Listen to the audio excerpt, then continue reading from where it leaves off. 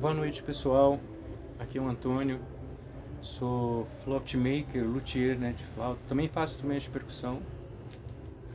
Já tenho aí quase 30 anos e mais de 100 quilômetros de bambu furado no meu currículo. Bom, hoje eu quero falar dos bucais. Quando a gente fala do bucal, a gente vai pensar no timbre. E o timbre, ele tem uma digital que a gente chama de... No caso da voz humana, a gente costuma se referir à palavra formante. Tá aí uma boa...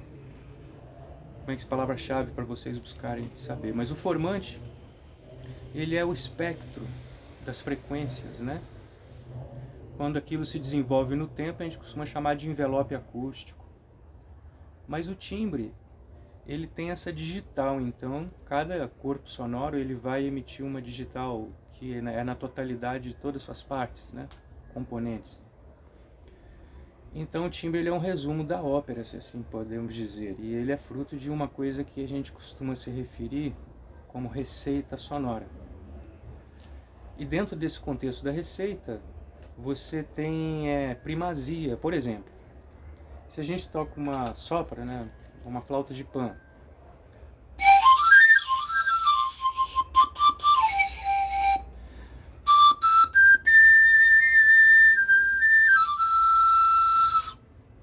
ou a gente vai para uma flauta transversal.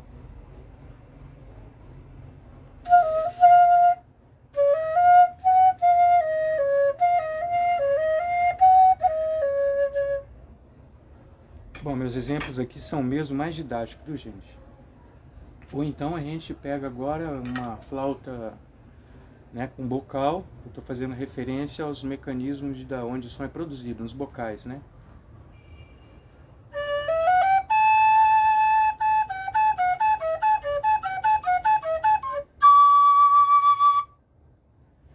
Bom, então, os bocais dentro da receita do som, eles têm primazia primeira, porque quando a gente escuta uma flauta de pan, uma flauta doce ou uma flauta transversal, mesmo a gente não estando vendo a flauta, a gente vai falar, olha, é o som de uma flauta doce, é o som de uma flauta transversal, é o som de uma flauta de pan. Então, os bucais, eles têm essa, eu diria, primazia primeira, né? É o que determina. Independente do material, pode ser feito de vidro, de madeira, de qualquer outro material, a gente sempre vai identificar o mecanismo que produz o som. Então, num segundo plano, vem isso que eu falei, o material do qual o instrumento é constituído. Quando a flauta é de vidro, a gente também vai falar, olha, o som é tão puro, né? Parece um diapasão, uma flauta de vidro. Quando é o som do bambu, é aquele som mais agreste, a gente identifica o bambu. A madeira tem um som mais afetuoso, mais quente, o metal. E a lei das frequências, as leis gerais da física se aplicam a tubos quaisquer. Mais uma vez um físico me disse, um PhD, eu estava numa feira, ele falou, olha, quanto mais irregularidade tiver, melhor para os harmônicos agudos, o instrumento. Mas aqui eu quero focar no voicer, em especial no voicer dessa flauta, né? Que a gente costuma dizer, esse tipo de modelo de flauta, né? Flauta doce. Você tem a janela de entrada, no caso dessa aqui, em forma de meia-lua. A janela de entrada de uma flauta doce, mesmo dessas mais convencionais, ela é retangular. Em parte se deve pelo gosto, né? Porque tem características distintas aqui em termos sonoros. Em parte pelo mecanismo e pelo que o cara tem disponível para poder estar confeccionando. Geralmente, quando você tem materiais que você extrude, você tem mais facilidade de fazer arestas, retilíneas, retângulos, né?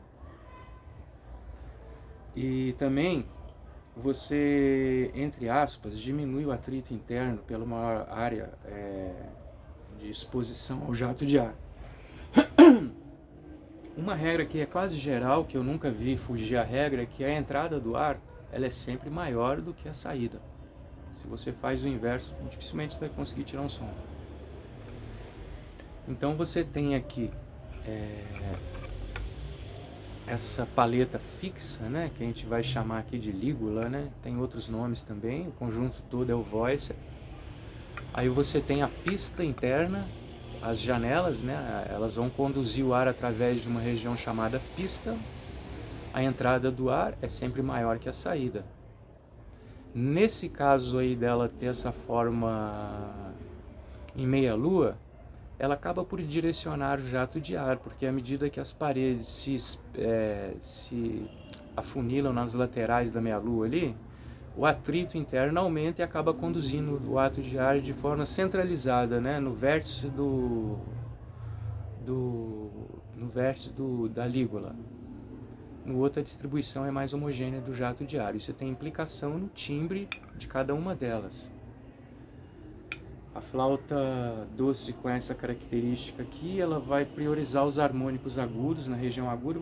Vamos pegar aqui o agudo da flauta doce, ó, dessas com a entrada retangular.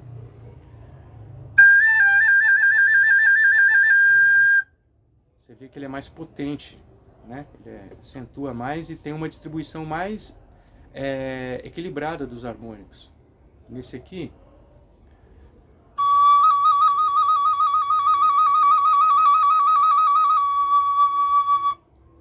você vê que ele localiza melhor esses harmônicos agudos no timbre, tem um timbre mais doce. Bom, eu ainda vou transformar isso num curso, eu estou falando aqui de forma muito geral. Espero que vocês tenham apreciado a fala. Quem quiser se inscrever no canal vai ser muito bem-vindo, viu?